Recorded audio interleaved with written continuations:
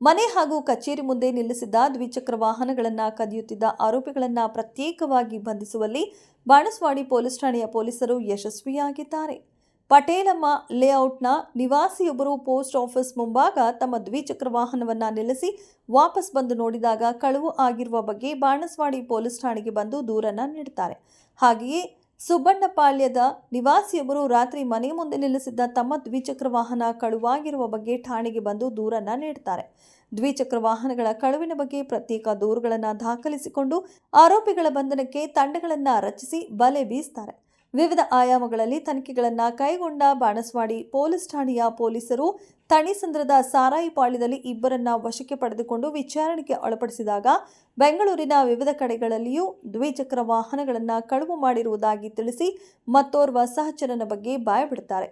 ಶಿವಾಜಿನಗರದ ಚಾಂದಿನಿ ಚೌಕ್ ಬಳಿ ಮತ್ತೋರ್ವ ಆರೋಪಿಯನ್ನ ವಶಕ್ಕೆ ಪಡೆದುಕೊಂಡು ವಿಚಾರಣೆ ಮಾಡಿದಾಗ ದ್ವಿಚಕ್ರ ವಾಹನಗಳನ್ನು ಕಳವು ಮಾಡಿರುವುದಾಗಿ ಒಪ್ಪಿಕೊಳ್ಳುತ್ತಾರೆ. ಮತ್ತೊಂದು ಪ್ರಕರಣದ ತನಿಖೆಯನ್ನ ನಡೆಸುತ್ತಿದ್ದ ಬಾಣಸ್ವಾಡಿ ಪೊಲೀಸರಿಗೆ ಚಿಕ್ಕಬಾಣಸ್ವಾಡಿಯ ನಿವಾಸಿಯನ್ನ ವಶಕ್ಕೆ ಪಡೆದುಕೊಂಡು ವಿಚಾರಣೆಗೆ ಒಳಪಡಿಸಿದಾಗ ದ್ವಿಚಕ್ರ ವಾಹನವನ್ನು ಕಳವು ಮಾಡಿದ್ದು ಬೆಂಗಳೂರು ನಗರದ ವಿವಿಧೆಡೆ ದ್ವಿಚಕ್ರ ವಾಹನವನ್ನು ಕಳವು ಮಾಡಿರುವುದಾಗಿ ಬಾಯ್ಬಿಡುತ್ತಾನೆ. ಒಟ್ಟು 8 ಪ್ರಕರಣಗಳಿಂದ 4 ಆರೋಪಿಗಳ ಬಂಧನದಿಂದ 8,50,000 ರೂಪಾಯಿ ಮೌಲ್ಯದ 13 ದ್ವಿಚಕ್ರ ವಾಹನಗಳನ್ನು ಬಾಣಸ್ವಾಡಿ ಪೊಲೀಸ್ ಠಾಣೆಯ ಪೊಲೀಸರು ವಶಪಡಿಸಿಕೊಂಡಿದ್ದಾರೆ. ಕಳೆದ ವರ್ಷವೂ ಕೂಡ ನಾವು ವಾಹನ ಕಳ್ಳತನಗಳನ್ನು ಬಹಳ ಗಂಭೀರವಾಗಿ ಪರಿಗಣಿಸಿ ಸಾಕಷ್ಟು ವಾಹನ ಕಳ್ಳತನದ ಪ್ರಕರಣಗಳನ್ನು ಪತ್ತೆ ಮಾಡ್ತಾ ಇದ್ದೇವೆ. ಏಕೆಂದರೆ ಈ ಕಳ್ಳತನವಾಗಿರ್ತಕ್ಕಂಥ ವಾಹನಗಳು ಬೇರೆ ಅಪರಾಧ ಚಟುವಟಿಕೆಗಳಲ್ಲಿ ತೊಡಗಿಸಿಕೊಳ್ತಕ್ಕಂಥ ಸಾಧ್ಯತೆ ಮತ್ತು ಸಂಭಾವ್ಯತೆ ಹೆಚ್ಚಾಗಿರೋದ್ರಿಂದ ನಾನು ಮತ್ತೆ ಎಲ್ಲೇ ಸಾರ್ವಜನಿಕರಿಗೆ ನಿಮ್ಮ ವಾಹನಗಳ ಸುರಕ್ಷತೆಯ ಬಗ್ಗೆ, ಅದರಲ್ಲೂ ಮುಖ್ಯವಾಗಿ ದ್ವಿಚಕ್ರ ವಾಹನಗಳು ಸಾಕಷ್ಟು ಸಂಖ್ಯೆಯಲ್ಲಿ ಹೋಗ್ತಾ ಇದ್ದಾವೆ.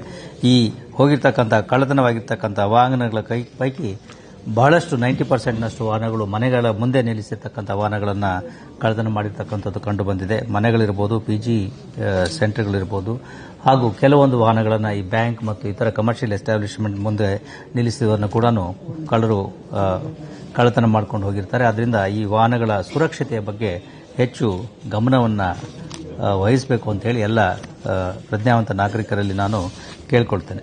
ಇನ್ನು ಈ 2 ಕಾರ್ಯಾಚರಣೆಯನ್ನ ಬೆಂಗಳೂರು ನಗರ ಪೂರ್ವ ವಿಭಾಗದ DCP ದೇವರಾಜ್ ಅವರ ನಿರ್ದೇಶನದಂತೆ ಬಾಣಸ್ವಾಡಿ ಉಪವಿಭಾಗದ ACP ಉಮಾಶಂಕರ್ ಅವರ ಮಾರ್ಗದರ್ಶನದಲ್ಲಿ ಬಾಣಸ್ವಾಡಿ ಪೊಲೀಸ್ ಠಾಣೆಯ ಪೊಲೀಸ್ ಇನ್ಸ್ಪೆಕ್ಟರ್ ಅರುಣ್ ಸಾಳಂಕೆ ನೇತೃತ್ವದಲ್ಲಿ ಅಧಿಕಾರಿ ಮತ್ತು ಸಿಬ್ಬಂದಿಗಳ ತಂಡ ಮಹಿಳಾ ಆರೋಪಿಯನ್ನ ಬಂಧಿಸುವಲ್ಲಿ ಯಶಸ್ವಿಯಾಗಿದ್ದಾರೆ.